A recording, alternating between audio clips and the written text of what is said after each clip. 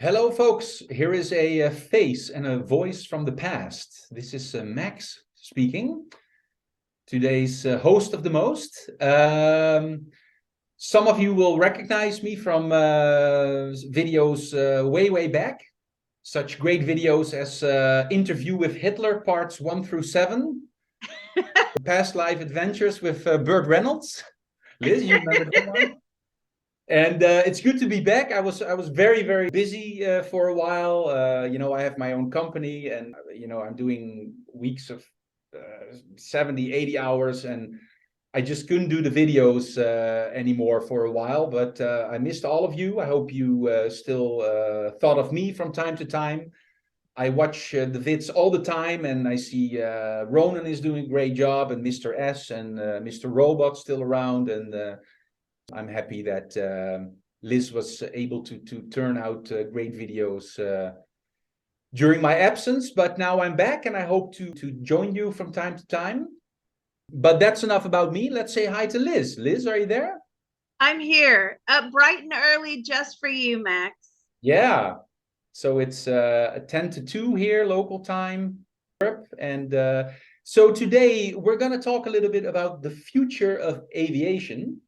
The reason that Liz thought that might be a good idea to have me as a host is I am an aviation expert myself, and that's a sector that I know a lot about, and a sector that I love. Obviously, it's also a problematic sector, quite polluting. Aviation aircraft, they cause 2-3% of all global emissions. Especially the environmental movement, even though there's way bigger polluters in the world, they definitely have it in for us right now. That's definitely also correct, because aviation is growing and growing rapidly, and more people are taking to the skies. Even though we've been flying for decades here in Western Europe and in North America, and Australia and New Zealand, elsewhere, the aviation sector is just beginning. Aviation is just beginning, like in India and Brazil and South Africa and China and Vietnam, and they're building one airport after another, and their airlines are buying tens or hundreds of aircraft even. So considering everything that's going on in the world, we thought it might be a nice idea to look at the future of aviation. So I prepared a few questions, but Liz and I are famous for always going off the rails soon after starting a video. So I'm sure the topic will take an entirely unexpected turn, but we'll see how it goes. So Liz, how shall we go about this? Do you want to first focus a little bit on the environmental aspect, or any preference? It's entirely up to you. You lead. All right. So maybe we can, and I have to introduce this a little bit. So pardon me to people that think I'm speaking too much, but Liz will definitely talk a lot. But I have to preamble this a little bit, or else it be to sort of keep a structure. What concerns us in the sector a lot is what is called net zero aviation. And basically, what it comes down to is that despite aviation growing a lot in the coming decades, actually it will double by the late 2030s, or latest by the early 2040s. This is according to traffic projections by the trade organizations of the world airlines, like IATA, the International Air Transport Association. But at the same time, while growing, the sector wants to clean up its act. And this will happen in a few ways. And I can maybe share my screen quickly. Yeah, I hope you can see this. I hope the viewers can see it. That is basically by switching to so-called sustainable aviation fuels. They are made, for example, partially of frying oil, I think in the US you have a lot of frying oil lying around, Liz. Okay, that was a very bad joke, but that was a lifestyle insult. But sorry, not to you specifically, by the way. But we have so basically switching to aviation fuels that are made of frying oil or bio oils. Later on, when the technology improves, they will be of a synthetic nature. They should be produced in a green way. So, for example, by energy, electricity generated by hydrogen, which is still very problematic because creating hydrogen basically takes more electricity than it produces, which is still a big problematic element in the whole energy transition story. So let's say for the coming 15, 16, 17 years, aircraft will fly mostly on these sustainable aviation fuels, SAFs, we call them. Then from the 2050s onward, which is really not that far away, there will be aircraft actually flying on hydrogen and flying on electricity. Hydrogen for long-haul flights, let's say between Europe and the US, from the US to China or India. And for short-haul, medium-haul flights, they might fly on batteries like cars do now. So that's on the horizon for 2050. And then there's also a part which is offsetting. So, there's still CO2 exhaust, but you can plant the aviation sector actually made an agreement internally within the sector. It's called CORSIA, which makes carbon offsetting mandatory within the sector, for example, by planting rainforests or planting trees, those kind of projects to offset the carbon emissions. And I think if you're a well-read person, you know that these projects are also very problematic in their own way. It's hard to monitor, like, okay, who's doing the planting and who oversees these types of projects. But, at the end of the day, the sector is trying very hard to clean up its act. I think we all agree that people love to fly, and people live and work and study abroad. Whole families are moving all over the globe. So aviation is here to stay. And I think we all live very stressful. There goes my phone.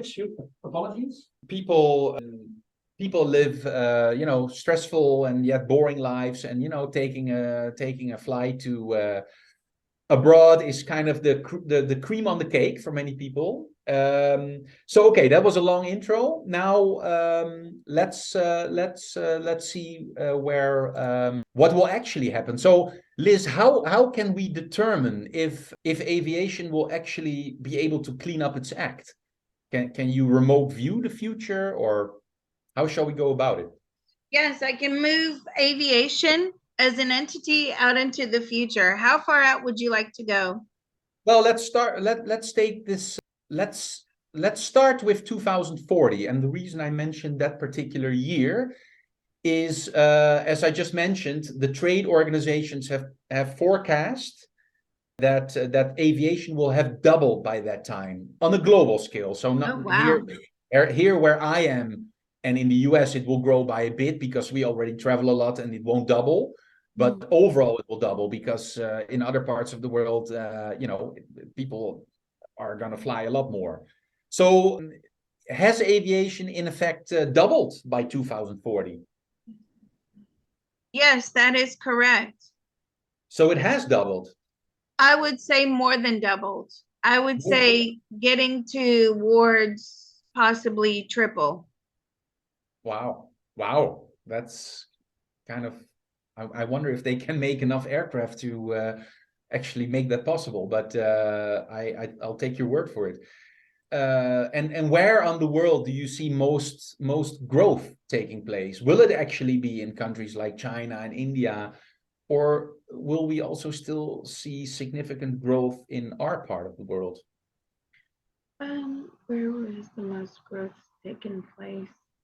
India is seeing a large growth. I feel like there's more airports being built in India.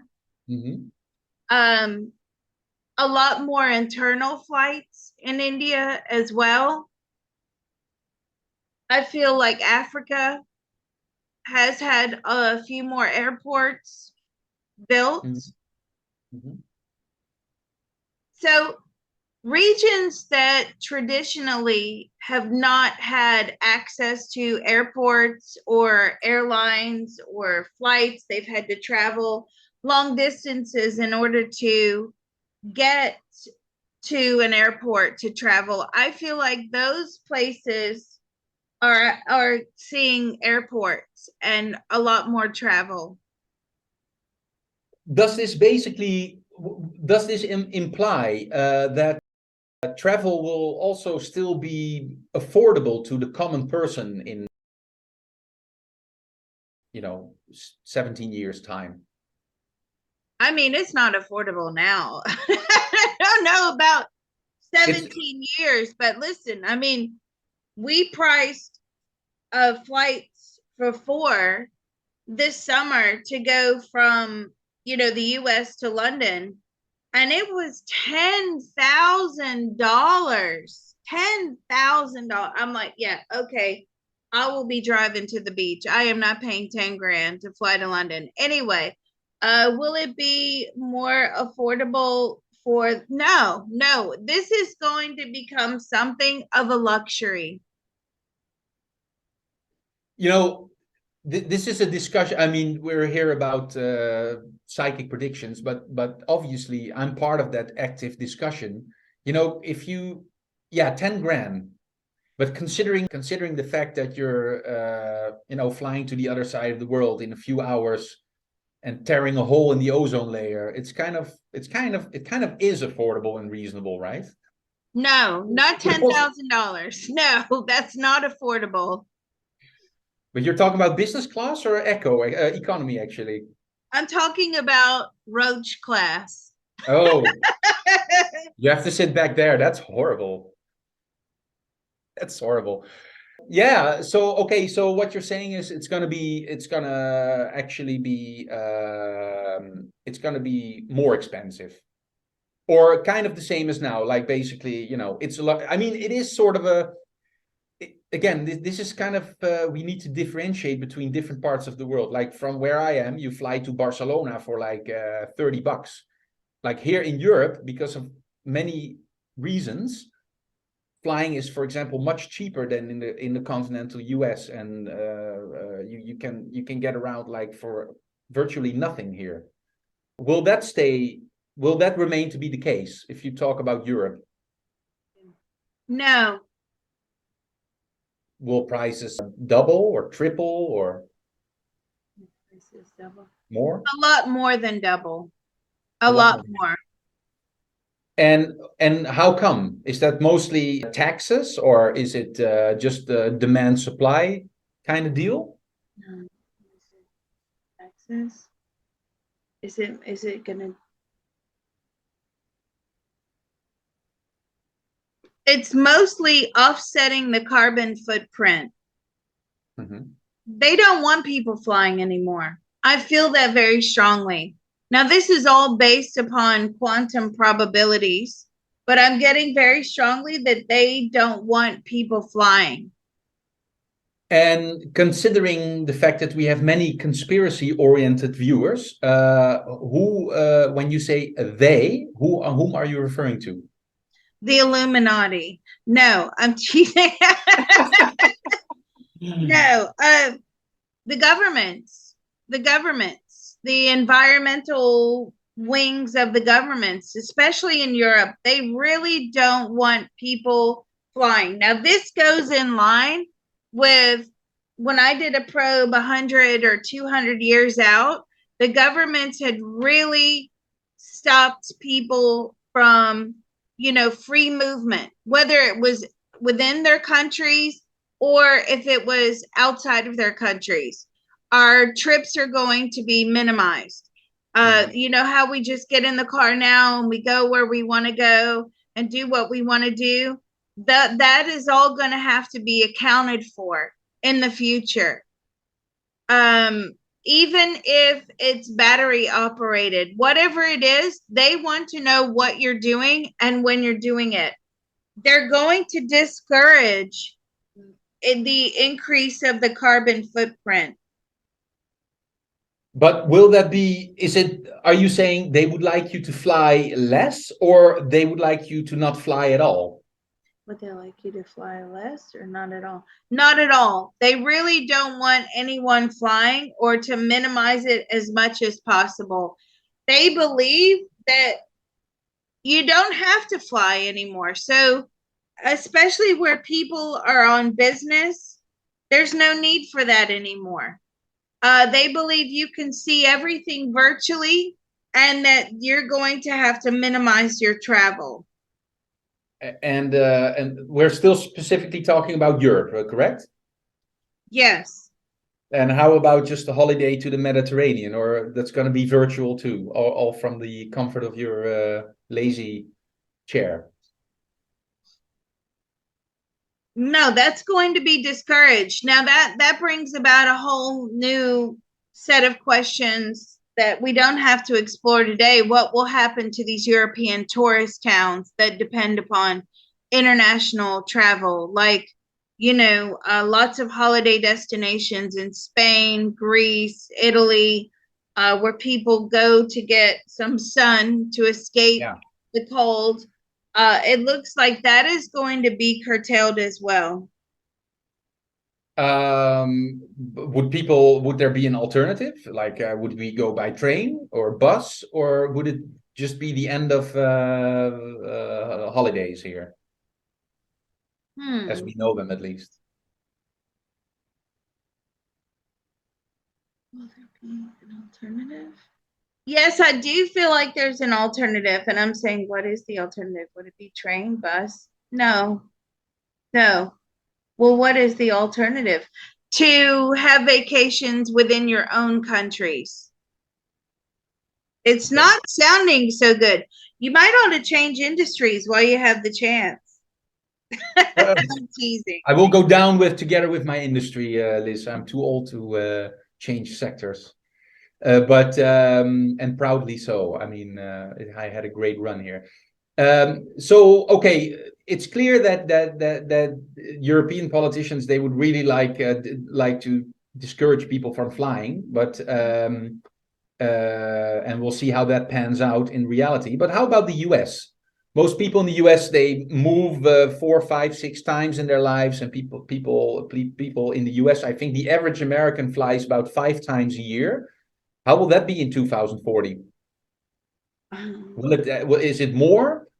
Just because will people fly more, or will there be more aviation because of population growth? Will people fly less? What do you feel there, foresee? For people in America, what is that going to? It's going to slow down. And why? Why is it going to slow down? Taxes. Government taxes.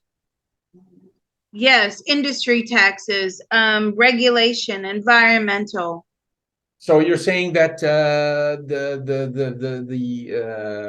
your country, which is the epitome of free market thinking, is actually also going to intervene. Yes. Yeah. Are we going to adopt net zero over here? No, we haven't adopted net zero. Was net zero successful in Europe? No, it was not successful in Europe. Right. That was actually what we were supposed to discuss, net zero. Yeah. So okay. So let's take a little sidestep back to net zero. Yeah. So you're saying basically aviation was not able to clear up its environmental act by 2040, correct? It did some, probably by 25%. But anything more than that would bring the aviation trade to a standstill. Why?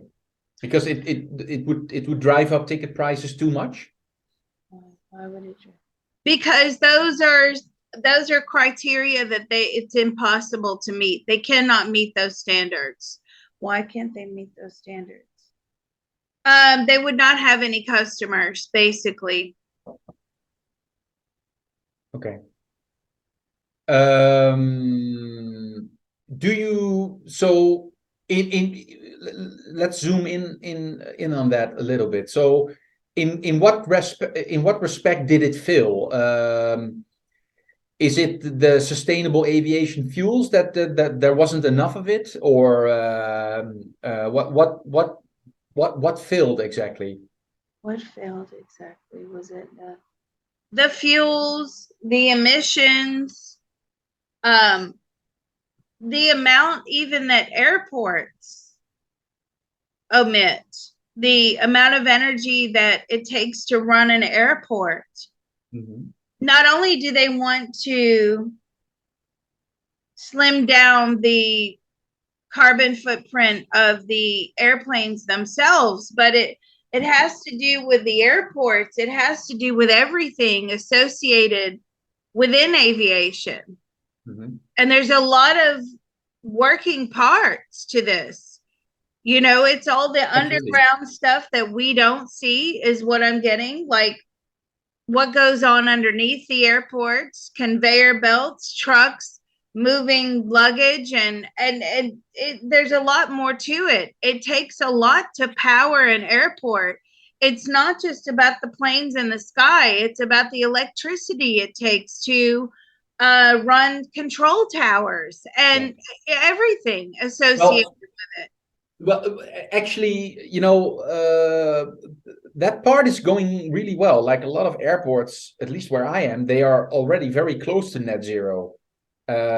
So I'm not worried about airports that much, but most of the exhaust finally, airports, they can generate solar electricity, which they do, or apply all sorts of nice concepts, heat exchange and this and that. But most of the exhaust is still, of course, done by aircraft, and also high up in the stratosphere, right? Which is even more, which makes it even more damaging potentially. Frankly speaking, no one really knows what effect that has, but that's another discussion. Um, so let's then go back to Europe. So compared to now, between now and 2040, is it shrinking, stable, or still growing? It's shrinking civilly. Because Europeans right now, they fly a lot, a little bit Yeah, less they than do. Americans, but it's also like several flights a year, let's say 3 to 4. Is it shrinking? Is it stable? It's not really growing. It's stable from 2023, where the business always wants to increase. That's the everybody's business model. Increase, more volume, more sales, more traffic, more money. And I'm getting that it's relatively stable. And so, with that in mind, it's not growing at all. It feels like it's shrinking. It feels like the pendulum is swinging the other way for Europe, and for the US, but not so much in other countries. The other countries that are not adopting this net zero policy are thriving. So it looks like the airline industry is moving towards those sorts of areas. That's where they're going to get a bulk of their money from. They're pretty much done with Europe and the US and Canada, all of these low carbon emission countries, and they're basically running as much as possible in other countries that do not have these policies in place. Yeah. So I don't So feel like this is a world thing, as a cohesive world unification on the fight against carbon emissions. It's not cohesive at all. It's because now this is a chance for developing countries to increase their capacity, while developed countries are shrinking their capacities. So we're going to see this whole shift overall in productivity. So Klaus Schwab and his compadres have no influence on India and China, and Right, right. I figured as much. I somehow knew, but Your friend Klaus. People actually believe that. I know, and yeah, and I again, let's I take their concerns very seriously about how the world is run, obviously, but I just have different views, and that's fine. We can agree to disagree.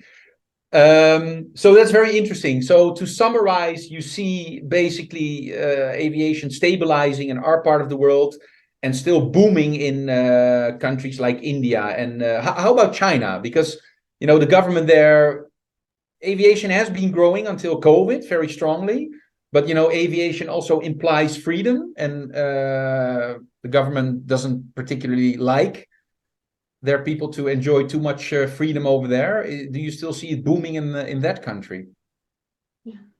Because their Yes. economy is not doing so well. I mean, right now. Right, but in 2040, China's doing very well, exceptionally well. Okay. They're not so much concerned about the goings on within their country. I feel like what I'm pulling, and I don't know a lot about China. I know you do because you live there.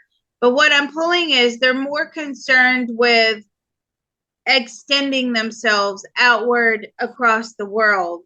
Mm-hmm. So, the damage that is within China economically is just a byproduct of their extension.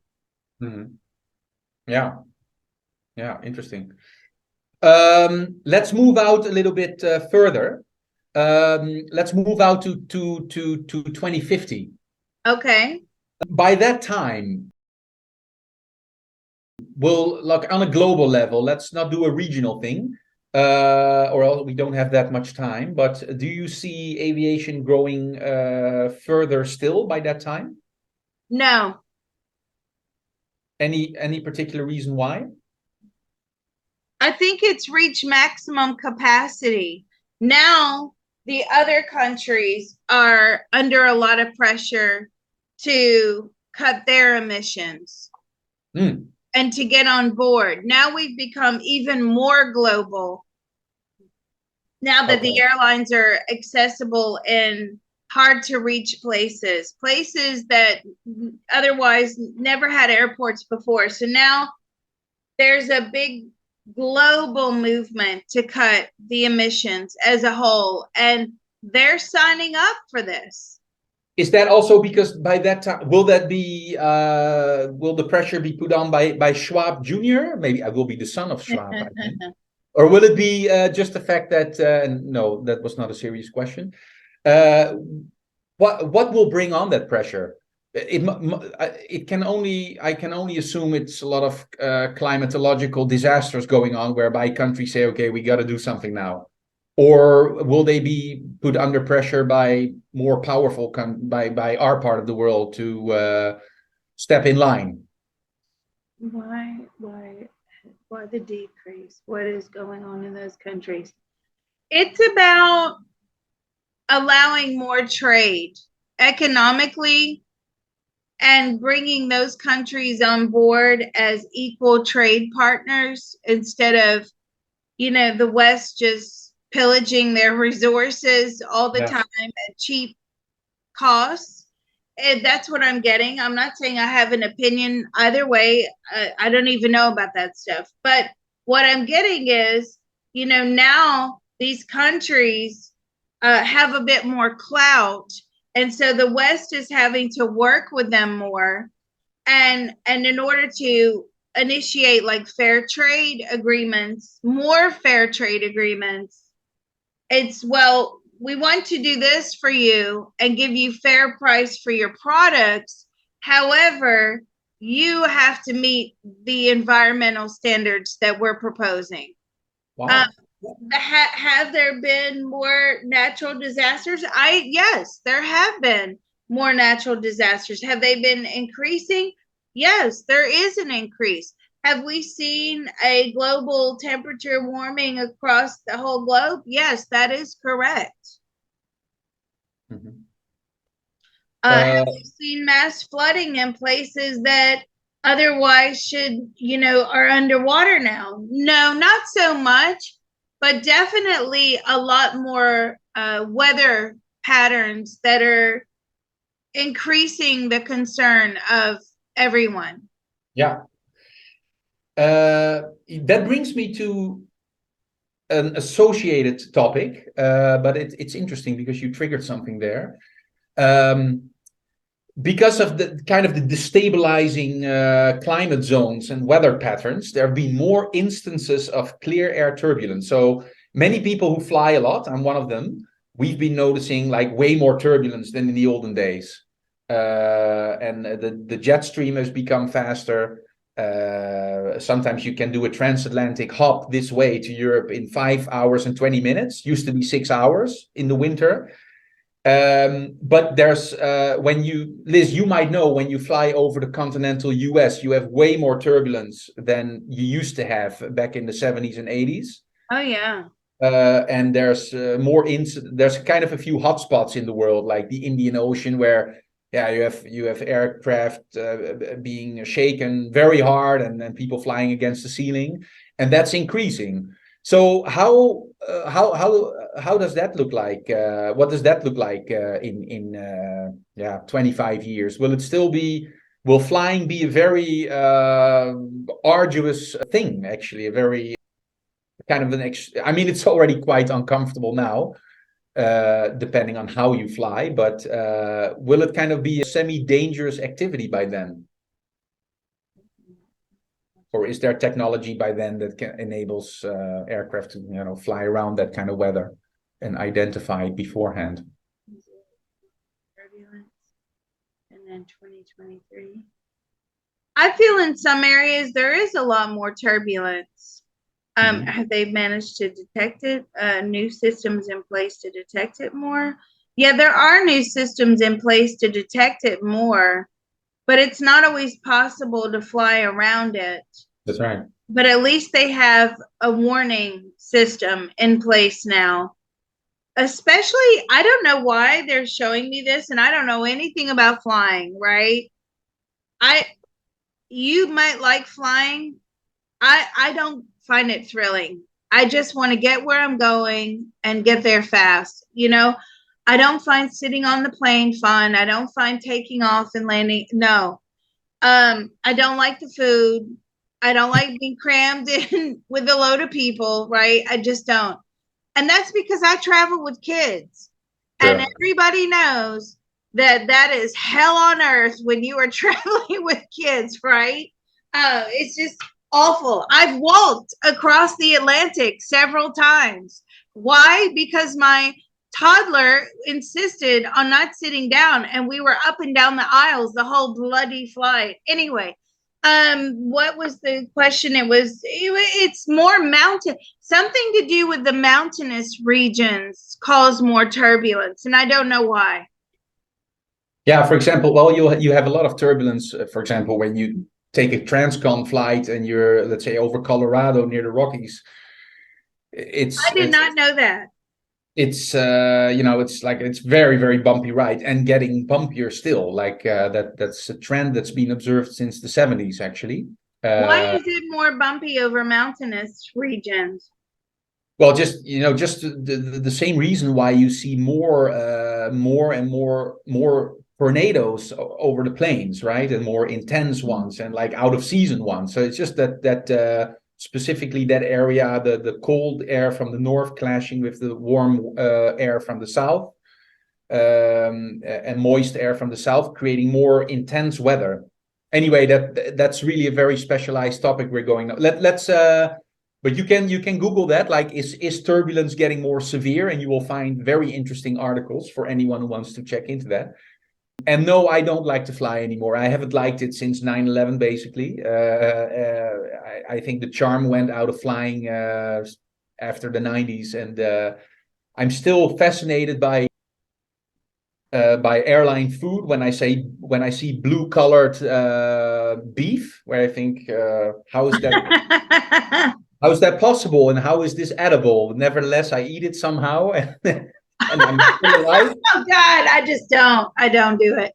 But yeah, no, I mean the fun is it's still fun if you're flying first or business. But that I used to do that in my corporate years, but that's way behind me. And I fly actually as little as possible. I still love airplanes and airports, but more, but not actually participating in the sector anymore, if that makes sense.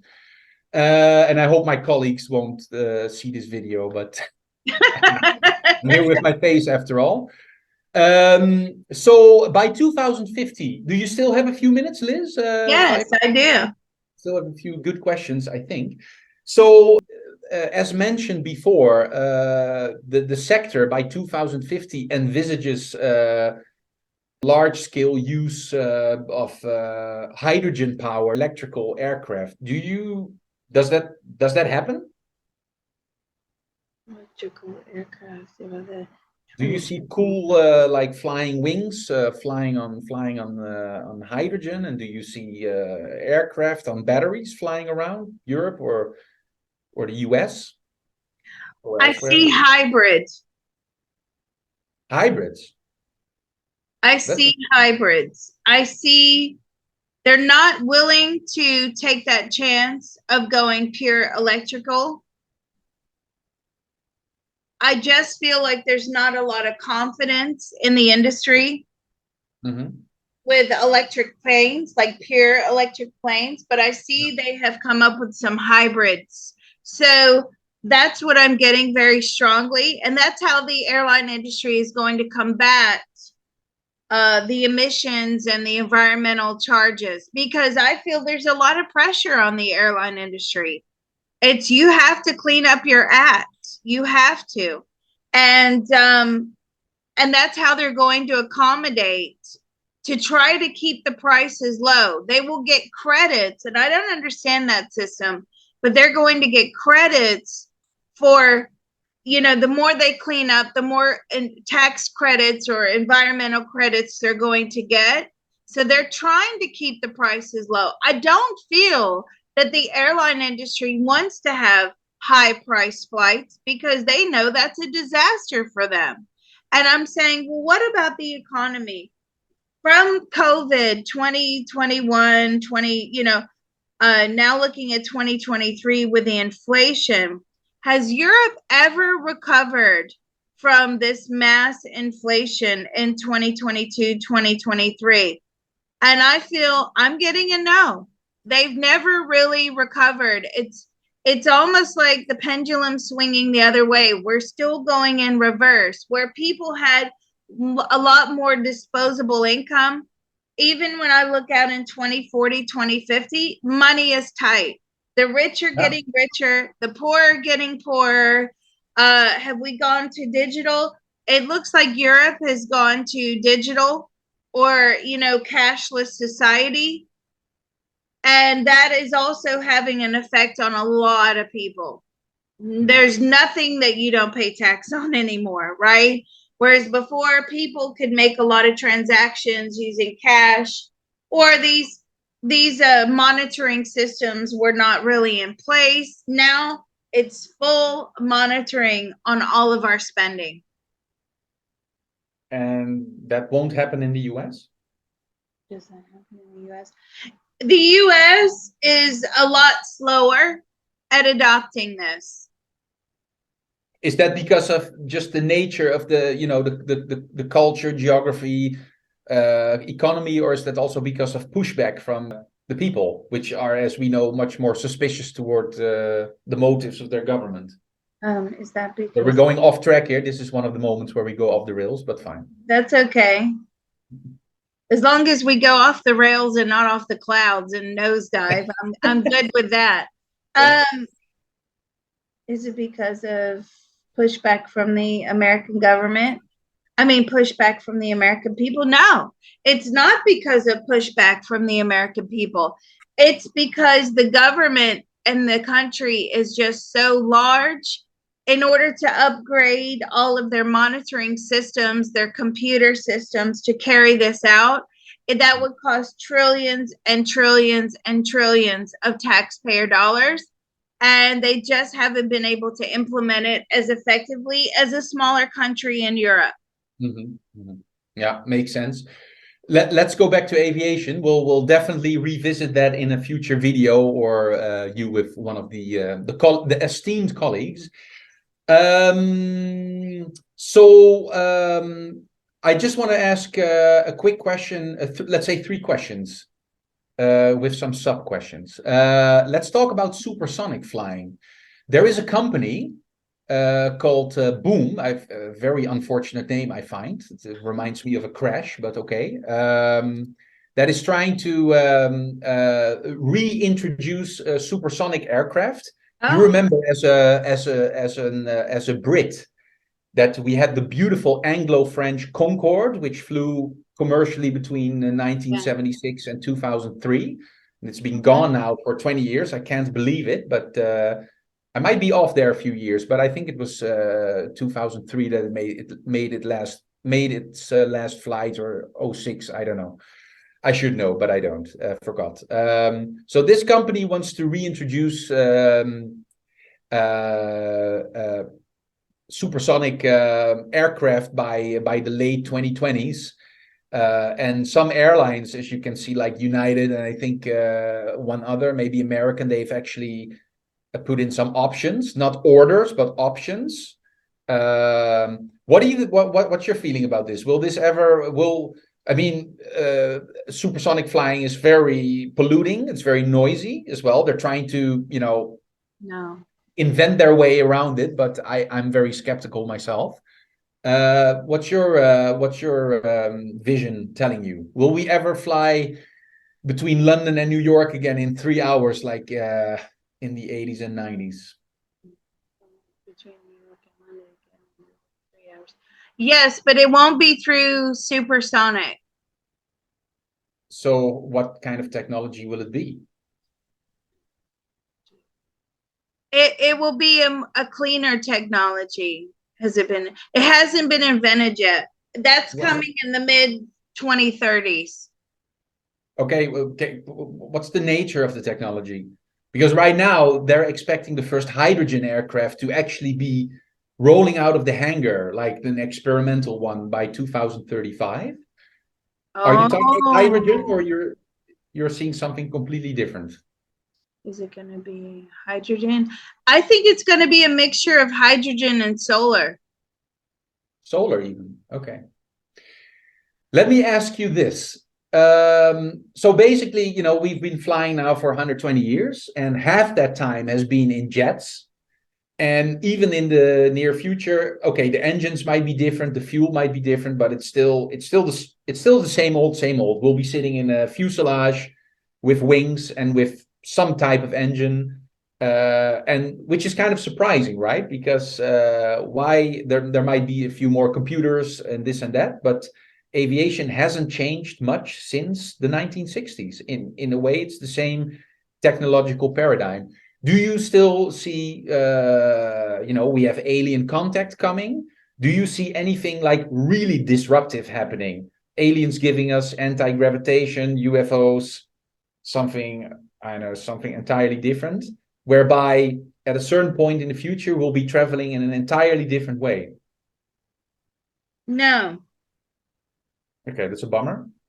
You thought we were going to go via alien? they're gonna no, run. Well, I'm not saying I have a huge respect for human creativity. Maybe it's us ourselves who are going to invent something friggin' amazing, or something like really something that will change, a game changer in every which way, like time wise,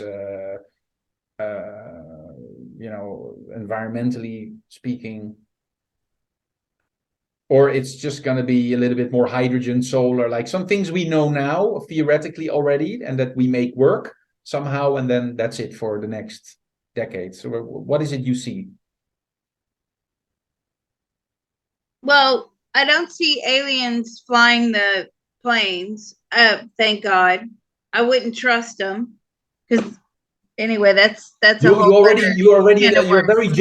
very judgmental about aliens and how capable they are as I pilots. I know I that. know, but the thing is, people, they don't understand what they can't see. And I guess because I can see them, it's just they're not a force to You're just human. I understand. you know what I mean. But anyway, uh I just see something coming.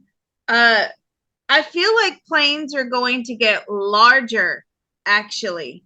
I feel like they're going to haul twice as many people in one journey. That's another way to combat the climate change, the environmental impact on the aviation industry. We're going to transport more and more and more. Most flights are going to be absolutely full. I feel Yeah. like that's going to be a criteria for even having a plane leave the tarmac.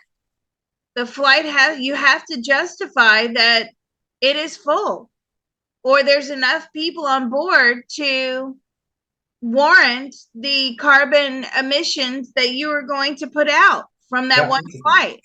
That's really huge. I see that very clearly. And it's So, mhm. sorry. No, go ahead. I interrupted you. My No, apologies. no, Go no, ahead. it's okay. And then they're going to minimize, like the baggage limits. They were going to encourage people to travel very lightly. They don't want all of that weight on the plane. Apparently, that makes it have to use more fuel. And again, those hybrid, I feel like there's a hybrid plane or hybrid planes coming into existence. They want to minimize the travel overall, whether it be by plane, bus, car. What about train journeys? Seem okay. I feel like they've found a way to really minimize the carbon on train journeys, but train journeys are quite unpopular. I don't feel that they have the popularity that they once did. People find them, slow, delayed. It's not good. It's Mm. not good. Do you see rich people? There's a movement now where you see very rich people going private, right? They're not in first, they're still in first class, but a significant percentage is like they just don't want to go through huge airport terminals anymore and all the hassle of like boarding and deboarding huge aircraft, and they're going private. They're like boarding flights at Teterboro, New York, rather than JFK and flying out to another small business aviation airport. Do you see that? Do you still see what we call general aviation or business aviation? Do you see that booming a lot between now and let's say the next 10, 20 years? I do feel that the super rich will be using smaller, more private airports. Mm-hmm. And also, they don't want their movements tracked. Right. Don't forget, when I'm looking at 2050, they know how much carbon each person is emitting, right? It's Right. not about just the planes anymore. It's about your individual carbon footprint is going to be monitored. And this goes right in line with that future prediction of you've already been to the store twice this week. Why do you need to go again? And I saw that very clearly when I look to the future. They want us to stay at home. We're going to be living in like these new pod type homes. We're going to have our food delivered to us, right? This was 100, 200 years out. And we're going to be living in like these pods that are very efficient, very almost like the Jetsons. The little glass pods that the Jetsons lived in? It looked very similar to that. And if we wanted to have extra, well, we had to grow it. But everything on an individual level was being tracked and monitored and traced. And in 2050, If you're a person that flies a lot, well, you are going to face a lot more tax, individual personal tax, due to that carbon footprint, because you're flying an exceptional amount over and above the average person. They will And know again, that. and again, does that apply to, I mean, yeah, obviously it will be implemented here where I am in Europe. Goody two shoes Europe first, but do you see that being a global thing eventually? Eventually a global thing, but here's the deal.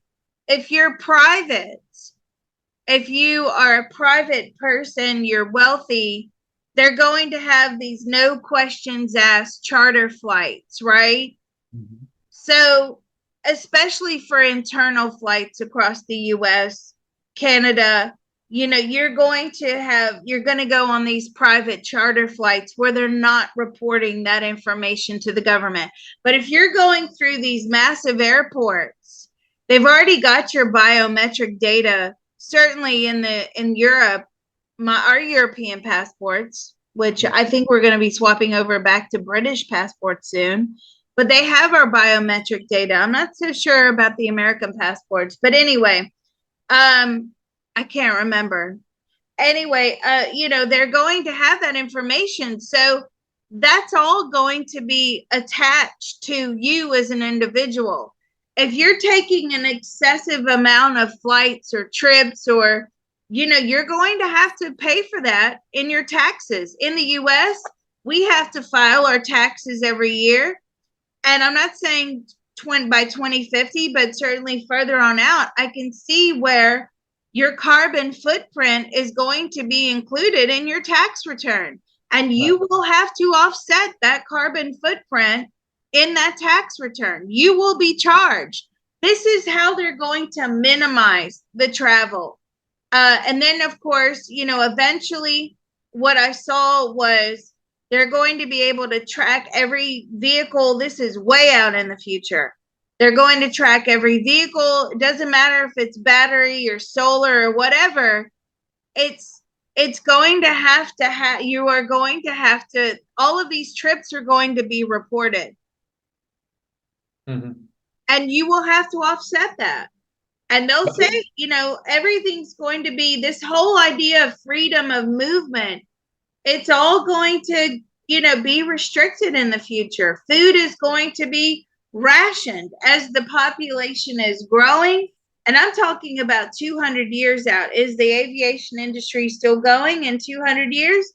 No, it's scaled back. That's, a lot of people are not flying. This is the trap that we're going to find ourselves in.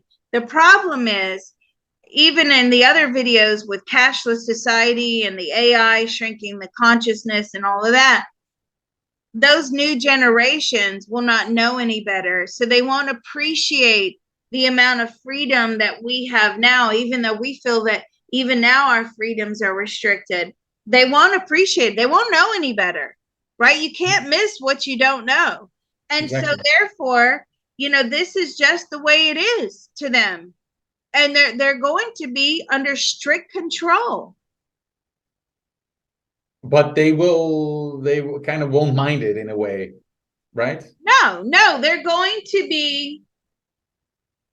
not going to be as free thinkers as we are now, where we have a lot of people are very political and people are very opinionated and people are very polarized, certainly here in the US. And you have an onslaught all day, every day of different political opinions. When I'm looking like 100, 200 years out, there's not going to be that, government criticism and political criticism. But is that, and again, we're going off the rails here, but fine and good. Is that because people have just more better and interesting things to attend to, like spiritual development? Or is it the other way around, where people are just more subordinate and... Okay, I'll have to edit that word out of the video because we're not allowed to say that word, but yes. I'm sorry. So, of course, Folks, I have a corporate course in woke thinking tomorrow, and I apologize to all the current and future. I'm sorry. I feel Oh very bad. God. Anyway, is it because people are worried about their spiritual development? I do feel like we are more spiritual. I feel like we're more earthy, we're less industrious, we're less consumerism. On the scale of consumerism, that's far less. We're living minimal lives, but we're living minimal lives for the love of the planet. And that's making people a lot more earthy, a lot more respectful. But the governments are so powerful that there's nothing you can do. I see the tax rates in the US going that way of like Europe, which is a shame. The more you earn in Europe, the more your tax is very hard to get ahead ever. I experienced that firsthand when I lived in the UK. There was no point getting promotions and working extra overtime. I mean, that only got you so far, and then the tax man took all of that anyway. So what you were left with was very minimal increase in pay for a lot more hard work. So I see that for the US, 100, 200 years out, we are going to have taxes on par with Europe, which is like, in some cases 40 to 50%. Now people say, but Liz, that's for like the really high earners. Well, not necessarily. Not necessarily. But for people watching now, that's really for their next reincarnation to worry about, I would say.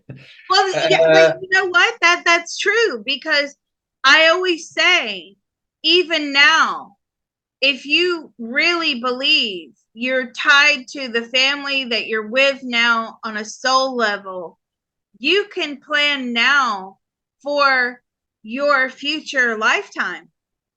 You can plan that now. And you do that by setting up legacy trusts outside the law of perpetuities. But anyway, I mean, that's what I'm planning to do. I want something to be there when I'm older. You want to try to maximize what you have now to prepare, if not your future self, but it's certainly even the generations to come, what is happening. You want to make sure that, because the only people that are above all of this type of living are the billionaires and trillionaires. They still have the freedom that we have today. They just pay, they offset their footprints, their carbon footprints in that way.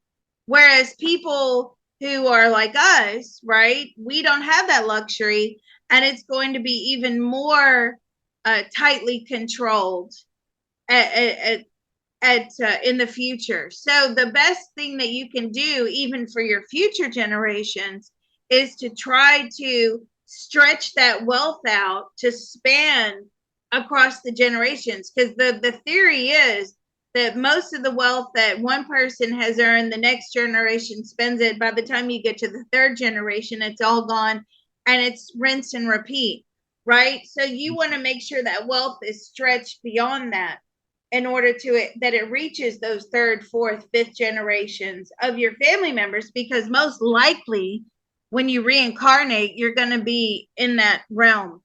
Right. Okay, that's interesting, and you did make that point before. And lastly, Liz, let me ask one last question, if I may, regarding aviation. So a few of the psychics out there, they have reported that there will be problems with aircraft and solar radiation. So with the increased activity of the sun, increased solar activity and thus solar radiation, there will be more incidents and accidents involving aircraft, which have a certain tolerance for radiation, but it does affect their electronic systems. And if you have a huge solar flare, that can actually have consequences for aircraft. And some psychics that I find particularly talented mentioned they saw visions of aircraft falling out of the skies and accidents. that are related to somehow having their electronics fried by the sun. I find that unlikely myself, but I just wanted to ask you if you see that if you see those kind of incidents or accidents actually occurring within the next 2, 3, 4, 10 years. Involving solar flares. Yes, there will be. There will be some incidents involving solar. Now, I don't understand any of this stuff, but I feel like it interferes with the inner workings of the plane systems controls. Is that true? Okay, Yeah. that's what they just told me. I had no idea. Right? I feel like there are going to be problems with that. So now they're Anytime going soon. to have to fortify these airlines with extra shields, is what they're telling me, in order to combat this these solar issues. They're When going do you to be see? in particular regions. Sorry. Sorry, I interrupted you again. It's just a small delay in the line. When do you see this problem occurring? When will The this start? late 2020s. In the late 2020s. Okay, that's very interesting. Okay, well, there's a lot of stuff I would have liked to dig in more, but maybe a future video. I think there was already, as the expression goes, a lot to unpack in what we did here, and interesting video for sure. I hope it's to your liking, and we'll see you next time. Any final thoughts or feelings, Liz, that you want to share? Yes, just thank you for being available today. And I know your fan base are happy to see your smiling face yet again. So I'm appreciative. Thank you. All right, and I'll try to make more time, and hopefully. It's good to be back. I was very